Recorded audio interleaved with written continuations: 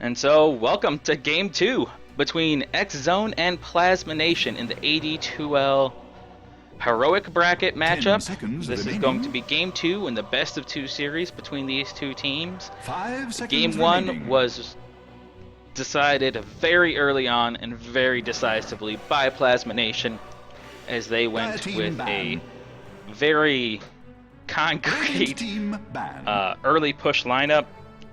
They picked up the Lone Druid, the Chen, the Lich, and you can see right away zOne wanting no piece of that again, immediately changing their ban order to get rid of that Chen. 10 seconds remaining.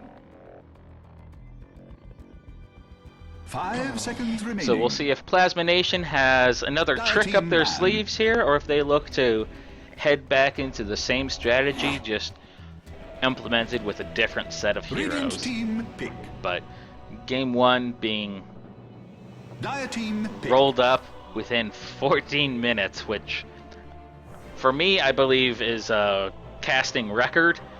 I don't know about AD2L in its entirety, but I would bet money on it, because 14 minutes is a fast game of Dota.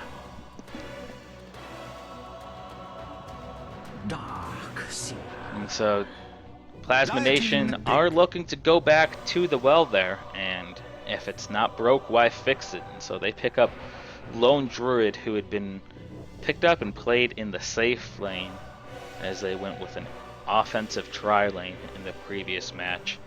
And zOne trying to formulate a strategy to go up against what's already shaping up to be a potential mass push strat remaining. Again. They pick up Darkseer for his Ion Shell vacuum wall potential. Reserve time. And shout out to Nefarious for the follow. So thank you very much for following the Twitch channel. Of course, for those of you watching in-game, my name is Darmin. I'm coming to you live both in-game and on twitch.tv/DarminCast.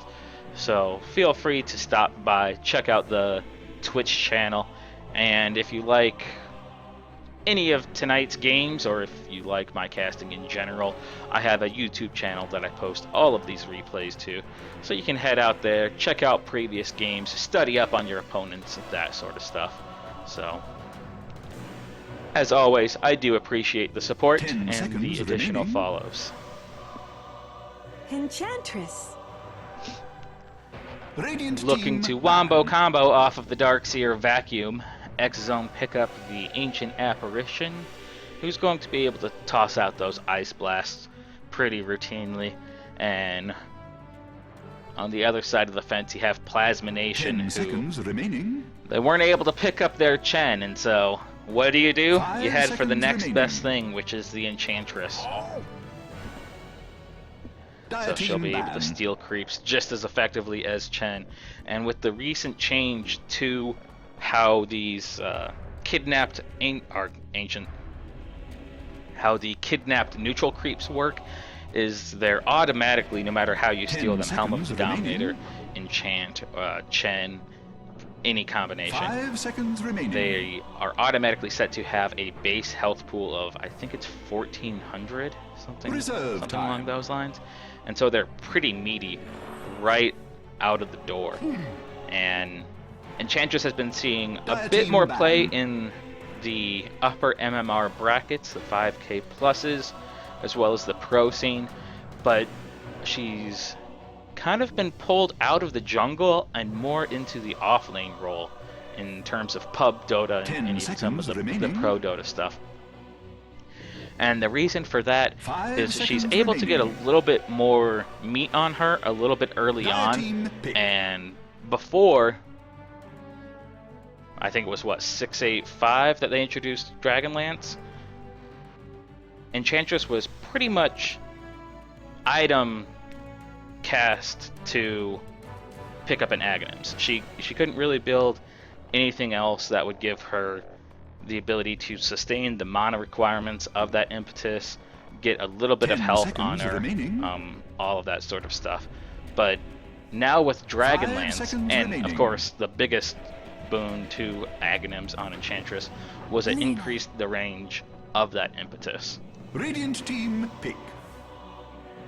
But now Dragonlance is sub 2,000 gold, so she's able to pick it up a lot earlier on, and it also increases her attack range. So it's like a mini Ags 10-15 minutes into the game, depending on when you get it. So it has a lot of the same benefits without, what is it, about 40% of the price tag of an Ags.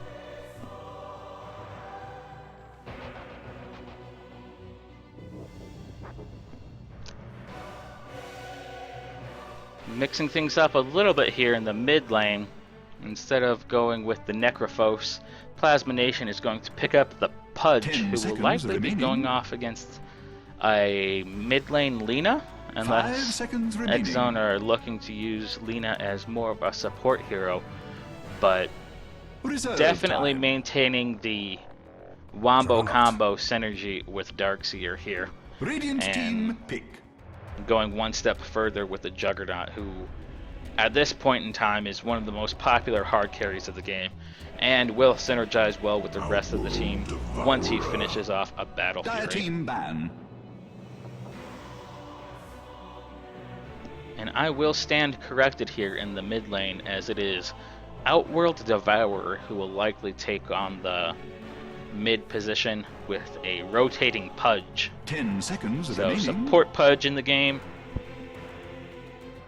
5 seconds remaining. Likely a support Enchantress. Mid Outworld Devourer. Reserve time. And a safe lane Lone Druid? We'll have to see. Mojism giving me a shout out in the Twitch chat.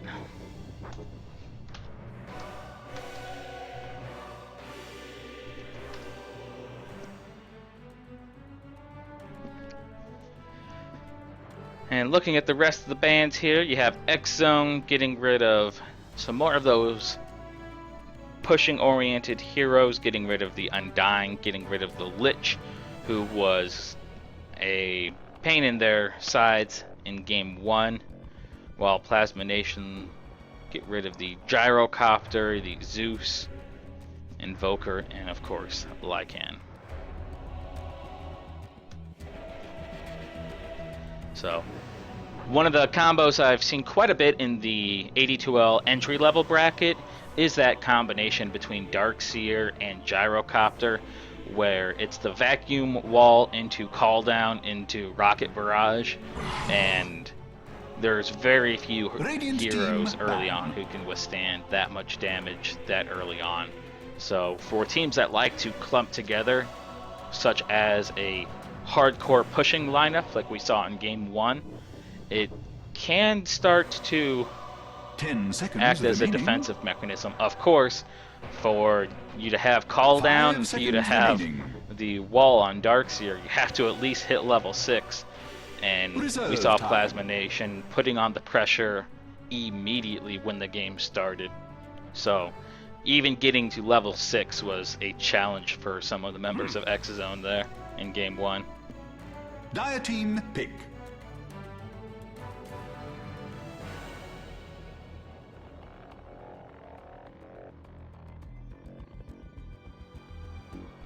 Final bands coming out, you have Plasma Nation getting rid of the Witch Doctor, and zOne getting rid of Morphling.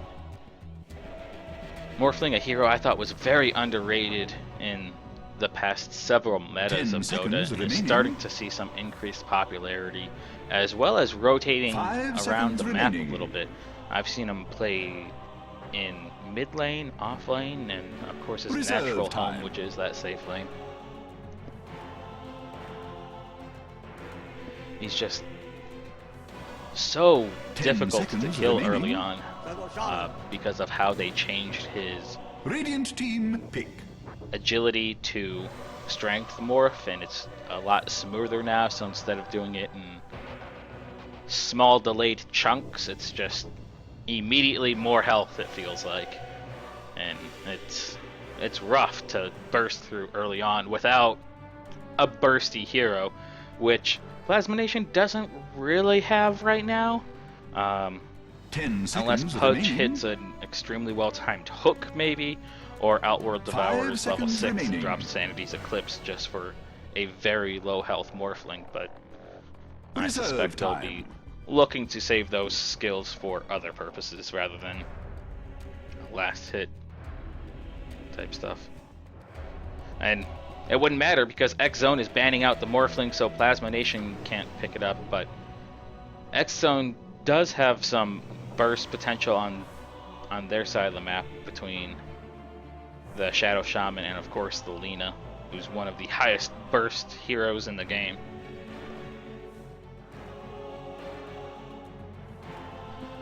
Plasma Nation taking a bit more of their reserve time here with their final pick. This could of course be that they're looking for the best fit to round off their team in its entirety, or it could be that they already know who they're going to pick. They're just going over strategy for the last minute of their reserve time here, figuring out who's going to be where, who's going to be doing what, so they can look to put on a similar performance that they did in Game 1.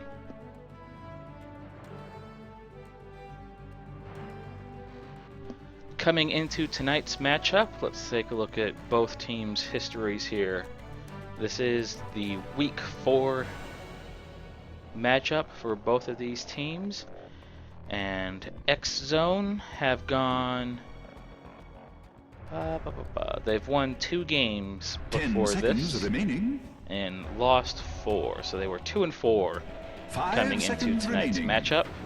Bounty Hunter. And Plasma Nation, coming into tonight, had only dropped 1 game, so they were 5-1. So looking to continue the dominant performance that they had in the Season 9 AD2L brackets, have been starting off the Season 10 just as strong.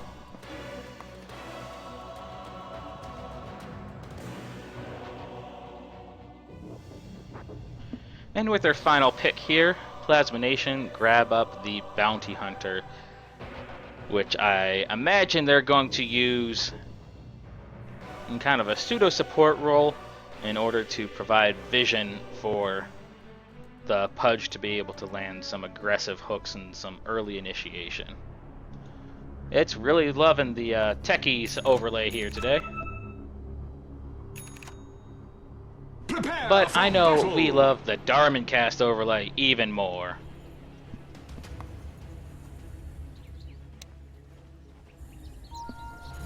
So, going through introductions very quickly, as fast as humanly possible here, as I know these teams are going to be looking to fight at the 0-second mark once again. You have Duralius playing the Bounty Hunter on the Lone Druid, and it looks a bit unfortunate there for the Lone Druid, who is standing behind his Panda Cub, who's going to be played by Kupo. And as they smoke up, they're going to rotate over, and unfortunately, Boohoo playing the Darkseer is just going to get crushed by the rotting Pudge. He's going to look to search himself out, but the damage is already there, and it's Enchantress who ultimately draws first blood, as there's a heavy rotation into the enemy jungle. It was zOne looking to play the aggressor and head into the Radiant jungle this time, but Plasma Nation playing just as aggressive as they did in Game 1, but maybe a little too aggressive here as ABC runs towards the bot room trying to get a little greedy, and he gets picked off and held in place by the Shadow Shaman, and they return a kill for a kill here and bring the scoreboard to 1-1 temporarily until Lone Druid finishes off the Shadow Shaman. So they gain back their 1-kill lead here. And the Lone Druid throwing some right-click harass into Ancient Apparition, but he's going to be able to back safely as Magmine is deep in the enemy jungle here. Shadow Shaman popping a smoke to benefit from that increased movement speed, tries to chase down the Pudge. And I don't think he's going to be able to get there quite in time. Pudge having the brown boots on him is going to allow him to get a little bit further away, a little bit faster, and even under the effect of smoke, the Shadow Shaman didn't have quite as much movement speed as Pudge, who was sitting on 330 with the Shadows compared to the Shadow Shaman's 327 while under smoke. But he's going to be in excellent position here to kind of get behind him as the Darkseer surges forward underneath the Ion Shell. And they're going to look to harass this Pudge and maybe get their first kill. Shadow Shaman, if he had rotated down a little bit more, he's going to find him. He's going to have the net. He looks to click it, but he must have lost vision for just a brief second and doesn't get the kill. Darkseer diving under the towers is going to be creep blocked here a little bit, takes some extra damage, and it's Pudge who tries to suicide rot himself to death but isn't quite able to do so. Meanwhile, it was, I believe, the middle lane. OD was able to successfully kill the Lina. And Lina gets back into the lane very quickly and looks to play aggressive, throwing some right clicks into OD's face and nearly killing him there. And very, very quickly the OD Middle is missing. uses the wand, I believe, as well as, I'm not sure if he had a fairy fire or what, but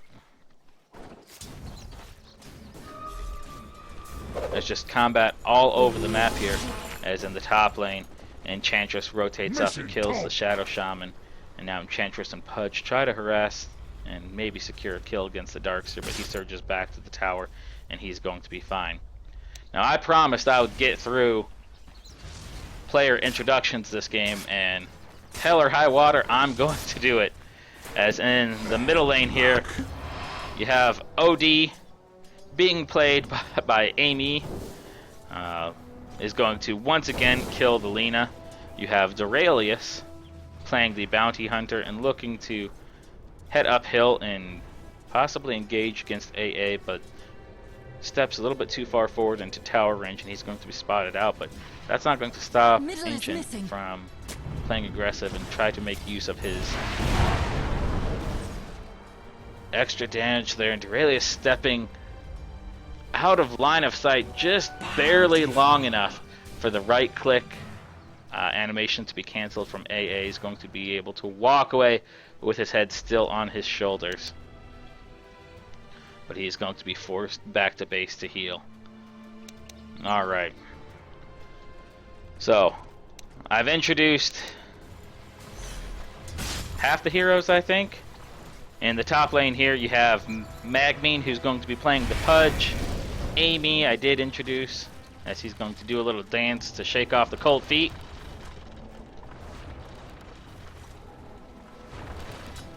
It's ABC 123 123 playing the Enchantress. And the bot lane you have Kupo playing the Lone Druid. Middle is missing. In what is hopefully going to be a rated PG fashion. Shadow Shaman committing the shackles to Lone Druid's bear there to prevent Lone Druid from chasing down the Juggernaut, who was one click away from death, and so they're both going to be able to fall behind the tower safely as Doraleus rotates over and commits a shuriken toss into the Shadow Shaman. Now he's just kind of hanging out behind the tower as Kupo is going to harass Juggernaut down with the bear, but the bear taking too much tower damage is going to have to fall back. Going through introductions on the Dire side of the map, hanging out in their jungle and fighting against the offensive Enchantress, you have 5-year-old playing the Lina in kind of the mid lane, kind of the jungle. Missing top. You have Timble 760 playing the Ancient Apparition. Currently in the top lane, you have the Shadow Shaman being hooked by Magmine and ultimately falls, being played by Brinks. The Boohoo Man playing the Darkseer and ultimately falling here in the top lane to the Enchantress, Centaur Creep, and the Pudge. In the mid lane, it was Lina who fell there. And then, I believe last but certainly not least, in the bottom lane, you have George playing the Juggernaut.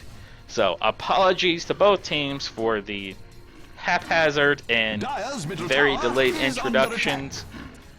By playing so violently, you're making it hard to give you guys all your 5 minutes of fame. Missing top. But speaking of fame, the only thing more valuable than glory is gold. And Lena's going to secure a little bit of that by nuking down the Enchantress Centaur, which had rotated behind the tower. Brinks, looking to secure the top rune for anyone on his team, is going to be met by an OD and a double damage Pudge, and after landing the hook, it's going to be an easy kill for those heroes to just right-click down the very squishy Shadow Shaman. ABC eating a cold feet here is going to have to do a little dance. And Dire Vision in this mid lane isn't too bad. They have some Observer and some Sentry rewards. And Boohoo's going to run into ABC, who just doesn't care. Just runs right past the Darkseer, steals a creep, and is just heading from camp to camp like the Darkseer's not even here. Throwing out a Shockwave from the Satire. Or Satyr. Oh, cover your eyes. Satire is something entirely different. And now the rest of the Plasma Nation team look to make a rotation up, and another landed hook coming out from Magmin is going to secure a kill against AA, while the Shadow Shaman tries to defend his ally, ultimately falls himself. Duralius on the ropes here is looking to make his escape, and as Darkseer surges forward trying to catch up to the bounty hunter, it's Magmin who lands yet another hook and drops Darkseer before he's able to do any damage. Now George, desperate to make anything of this situation, heads towards the neutrals trying to get a little bit of farm, but gets harassed out of position by what appeared to him to be just a Pudge and Enchantress, but with the almighty caster view, we knew that it was more than that, as Duralius and Amy was also in position there to put up a fight if needed. But Duralius is ultimately going to fall here, sticking around a little bit too long. It's going to try to shake off the cold feet, but Brinks is in position there with an Ether Shock and finally gets a kill, putting them up to their third of the match so far. Meanwhile, in the mid lane, I presume that was yet another landed hook, as Hook's on cooldown, and Pudge was the one who was able to get that final last hit. So landing a hook against Lena is going to give Pudge yet another kill.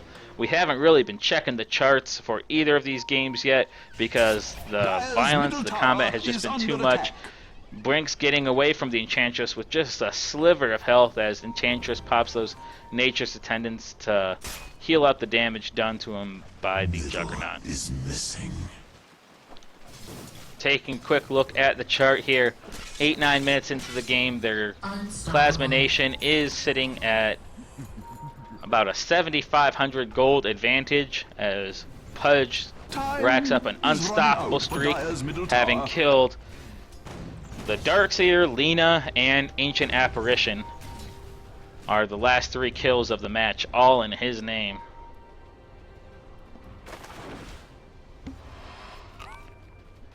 And it's gotten, once again, it's gotten pretty bad here for zOne as they have to kind of hunker down inside of the jungle just to be able to successfully ferry a courier out to themselves. Meanwhile, Magmin is on the hunt once again. He doesn't have nearly enough mana for a hook, but that's not going to stop him as he has a blink dagger. And he sees Enchantress fall up in the enemy jungle and decides that's going to be enough for now and backs off. So Lena committing the ultimate there to kill the Enchantress, and that's one thing that you don't have to worry about your attack speed being too slow on, is the ultimate coming out from Lena, which can tear through an Enchantress. Having picked up and fully consumed a bottle already, Pudge throws another hook, and it's a rare miss coming out from Magmin here, as Lena's looking to rotate alongside Brinks, and they head into the high ground, but they're afraid to go up there, knowing that a Pudge is there. They do walk up, and Magmin is there. He dismembers, and Magmin's going to be hexed, but it's a little too late as Duralius has rotated up as well. I didn't quite see if there was a track committed to that. Magmin blinking into the low ground here is going to commit Rot just for the slow effect, but with the teleport support coming in from AA, he's going to be forced to back off through the tower, as pretty much everyone on Plasma Nation is sitting about half health right now. So they've been able to play aggressive, and in this bottom lane we haven't been watching bot lane nearly as much as we were in game 1. Kupo has silently worked through the tier 1 tower. He has the Midas on his bear, he's got the Iron Talon, and Phase Boots on his bear, and he's sitting on the Tranquil Boots for himself. So he'll be able to heal the hero back to full health. You can see 11 minutes into the game, he's sitting on 1100 health at level 10. So it's some of that synergy that's coming out from the changes in Lone Druid that's making him a bit meatier, a bit tankier than he has been.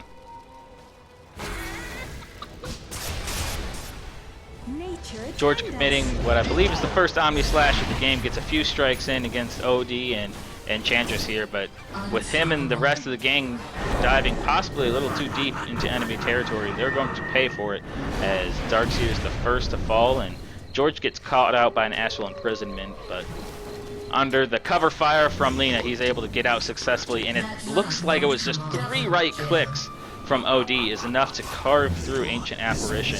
As Arcane Orb right-click damage is just too much.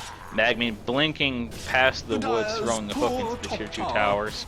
Can its end be drawing Going to be off the mark, but hey, for a blind hook, so you can't hit all of your blind hooks. Then you're just hacking. You land all your blind hooks. But with the high mobility that this Plasma Nation team have, they're able to dive behind the tower.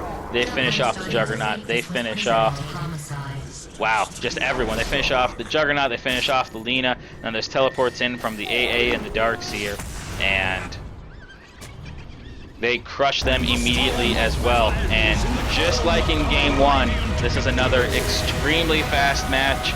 Another extremely quick victory in the pocket of Plasma Nation as they secure this second win in the best of 2 series between Plasma Nation and zOne. If we had set records in game 1 for the fastest match in AD2L history, we just broke that record here in game 2, as game 1 was complete in 14 minutes and 2 seconds. I believe is what the official game timer was clocked in at, and this one coming in at 12 minutes 58 seconds. Not quite as violent.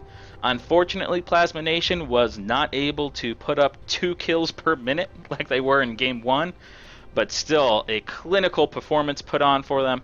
I apologize to all of the fights that I missed. It was definitely a handful of them. Definitely one of the most violent Dota matches that I've cast in a very long time.